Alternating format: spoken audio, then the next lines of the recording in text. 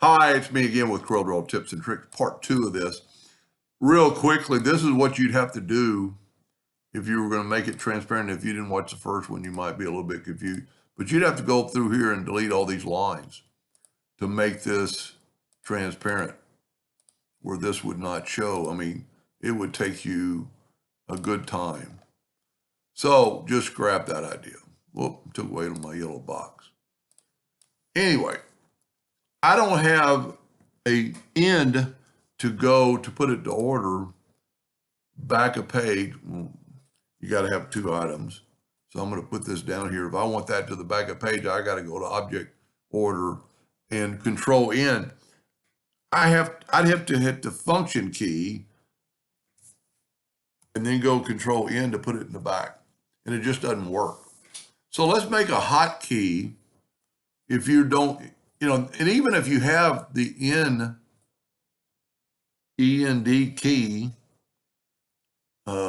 it's a two-stroke, it's control N. So let's make a hotkey to do that. So let's go to tools, options, customization. Now we'll go to commands. We don't know really where it is, but if you go back to object, and even though it's probably not highlighted, what it is, because I got it selected. So there it is right there. I'm going to make a shortcut key for it. You can see it's control N. I can keep that there, but I'm going to say W, something that you could remember, and then go assign and say okay. Now, when I went to this back of the page, I got to put the yellow in the back of the page because it's whenever you select something.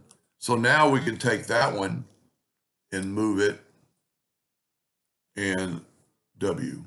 And once again, that's all. The yellow box is going to cause me trouble. So what you ought to do is just take the yellow box away. And this would be a good one to blend because it'd be so quick. So let's go control C to copy it. Let's bring it down and make control D, make this smaller. Let's take them both and go up to effects and blend. We'll go and blend them 6 times, which is probably too much, but that's fine. Now you've got to select it all, go up to object, break blend apart, and see it's still a group.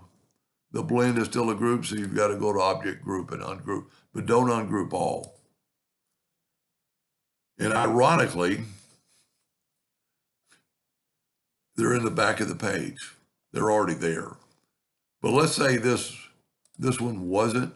Let's go to object, order, front of page. To get that one to the back of the page, I just have to hit that and go W. And then W.